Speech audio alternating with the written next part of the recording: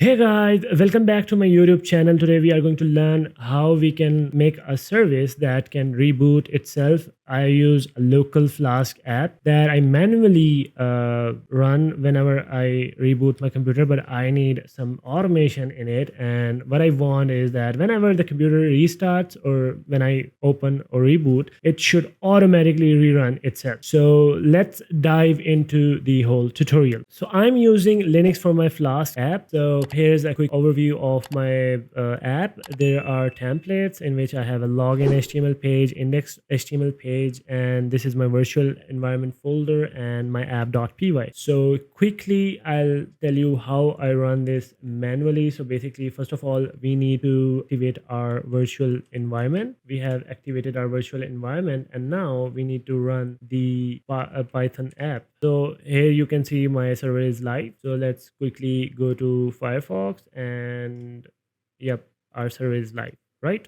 So let's quickly halt this server. So now our server is no longer running. So here it is, it's not running. So what I want is I want it to be live at every time whenever my computer is running. So what we are going to do is we are going to do some basic automation. First of all, we need to create a service. How we are going to create a service? For that, first of all, we need to identify where our project is present, like the directory. This is the path of my current folder. And now we need to find out that where is my Python located. So basically, I'm using a virtual environment. So this is the path. If you guys are not working on a virtual environment, you can just write this command, and this is the path you need in future.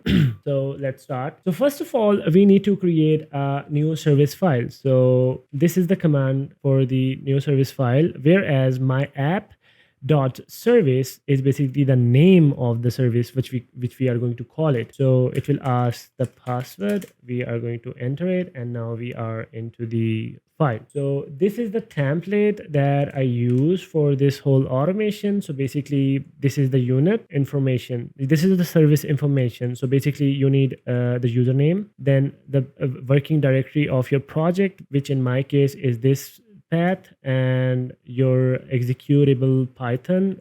I'm using virtual environment, so I'll be giving the path of my virtual environment Python, and my app.py file exit, and I have the template ready, so we can just like use that. So here is my template. I have added a description what it is about, and now this is my working directory where my project is located. This is my Python environment path. This is my app.py path. One more thing that I want to highlight here is that I want that server to run on 3000 ports. So I'm mentioning it in the service path. So it will always run on 3000 path, 3000 port.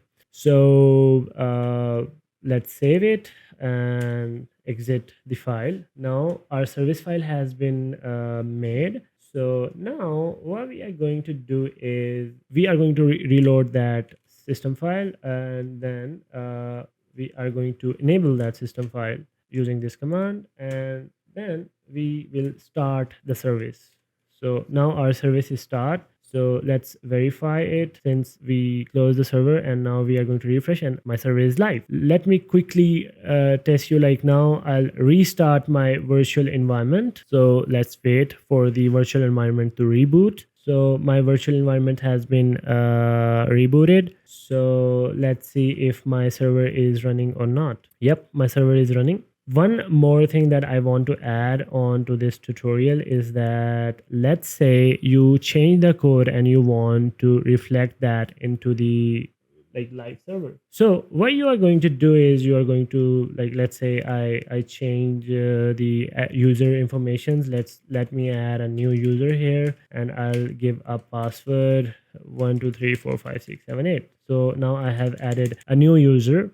But if we go to the server, our new user is not registered so far because the changes are not been reflected. So as you can see, invalid user. So for this particular thing, what you are going to do is you just need to restart the app so the new changes are reflected. So same, open the terminal and just use this command where my app is basically the name of the server, and give the password.